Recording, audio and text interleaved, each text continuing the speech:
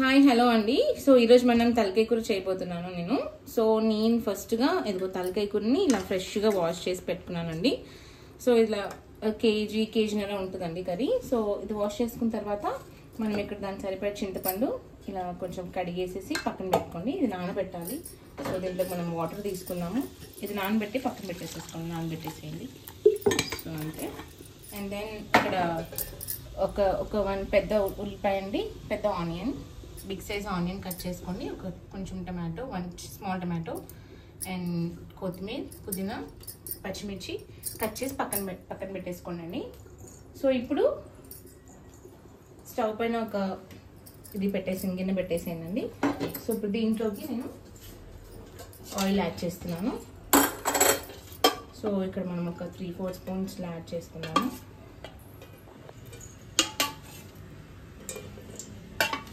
తలకాయ కూర మనం సరిగ్గా వండితే చాలా, అది ముక్క ఉడికితే మాత్రం ఆ చింతపులుసులో చాలా చాలా టేస్టీగా ఉంటుందండి. ఒక్కసారి మీరు ఇలా ట్రై చేయండి.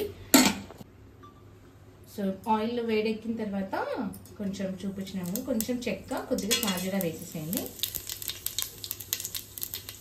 అండ్ తర్వాత ఆనియన్స్ వేసినామండి.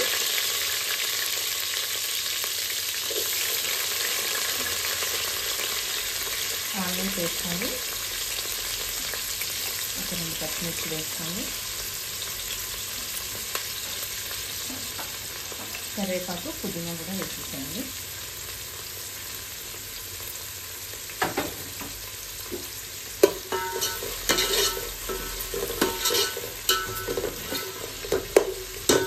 సో ఇక్కడ మనకు కొంచెం సిమ్లో మీడియం ఫ్లేమ్లో పెట్టేసేసి ఈ ఆనియన్స్ అంతా కూడా చక్కగా వేయాలండి.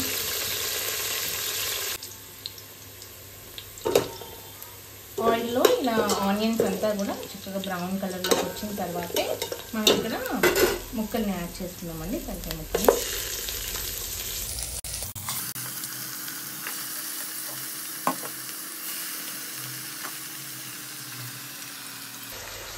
సో నేను నిజంగా మన తెలంగాణ స్టైల్లోనే చూపిస్తున్నానండి. సో మేము ఇలానే చేసుకుంటాము. సో మన తెలంగాణ ఇలా అయితేనే మన టేస్ట్ ఉంటుంది, చాలా బాగుంటుంది. కారం, ఉప్పు అన్నీ సరిపోయేటట్టుగా చూపిస్తాము. మీరు ఇలా ఈజీ ప్రాసెస్లో ఇలా ఒక్కటి ట్రై చేసి చూడండి. సో ఇలా కొంచెం హై ఫ్లేమ్లో కొద్దిగా పెట్టేసుకొని ఒక 2 minutes ఇలా కొంచెం ముక్క కొద్దిగా ఉడకాలండి. కొన్ని ఇలా మూత పెట్టేసాను.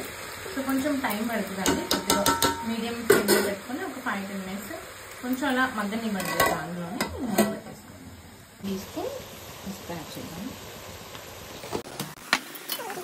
వేసేసుకోండి.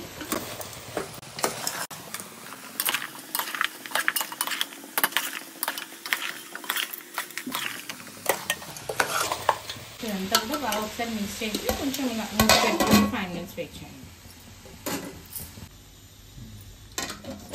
ఒక 2 minutes ఇలా పెట్టి పెడతాము. మంచిగా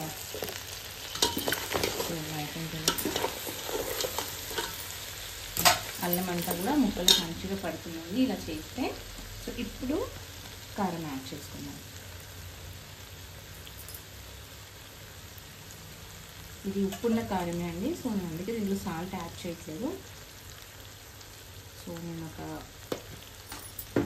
తలకాయ కూర కదా అండి, మరీ చప్పగా ఉంటే అస్సలు తినలేము. సో కొంచెం కారం వేసాను. మరి ఎక్కువ కారం ఏం కాదండి, భయపడకండి.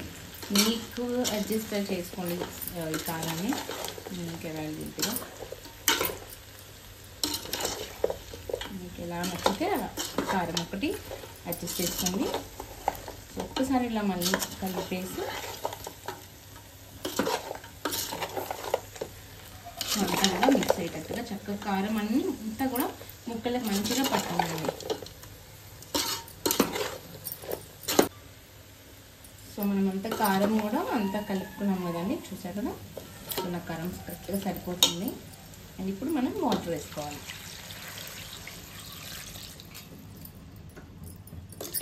సో వాటర్ వేసుకోండి.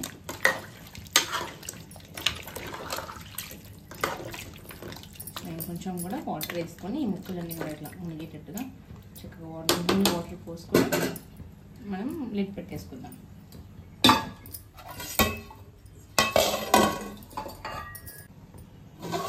చూసారు కదండి, వాటర్ అంతా ఇలా పోసేసుకోండి కొంచెం ఇంకునే.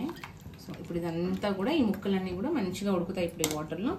ఇదంతా కూడా మళ్ళీ బాయిలింగ్ అవుతున్నప్పుడు మనం చింతపులుసు యాడ్ చేసుకుందాం. ఓకేనా, మూత పెట్టేసేయండి. సో తలకాయ కర్రీ చూసారు కదండి. సో 5 minutes తర్వాత మనకి ఇలా చక్కగా ఉడికిపోతుంది. చూసారు కదా, ముక్క చాలా బాగా ఉడికింది. సో ఇప్పుడు నేను దీంట్లో చింతపులుసు పోసుకుంటున్నాను. పెట్టుకున్నటువంటి చింతపులుసుని మనం ఇలా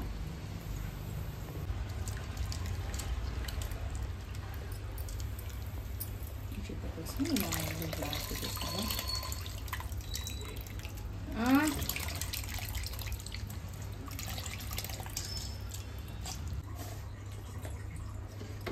చింతపులుసు యాడ్ చేసి మళ్ళీ ఒకసారి ఇలా కలిపేసుకోండి.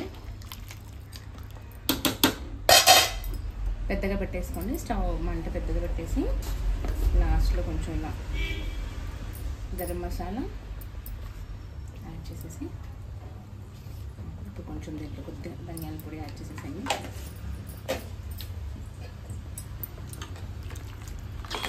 కలిపేసుకొని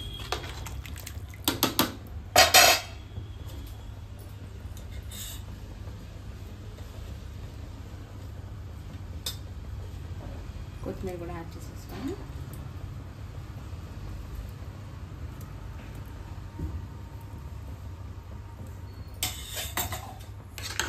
కలిపేసుకొని మూత పెట్టేసుకోండి. చక్కగా కొంచెం కర్రీ కొద్దిగా దగ్గర పెట్టాక మనం ఆఫ్ చేసేసుకోవచ్చు. సో కర్రీ రెడీ అయిపోయినట్టే ఆల్మోస్ట్. ఒక 5 minutes అయితే చూద్దాం. సో తలకాయ కూర అండి. సో ఇలా దగ్గర మొత్తం అయ్యాక నేను స్టవ్ ఆఫ్ చేసేసాను. సో ఇది చూసారు కదా చక్కగా పువ్వులు ఎలా వెళ్తున్నాయో. సో వేడి వేడి తలకాయ కూర మనం ఇలా సర్వ్ చేసుకుందాం.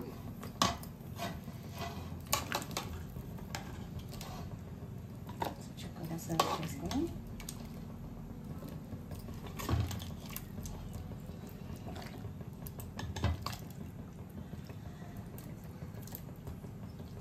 చూడండి, కొంచెం కొత్తిమీర అలా గార్నిష్ చేసుకోండి. ఎమ్మి ఎమ్మి అయిన తలకాయ కూర రెడీ.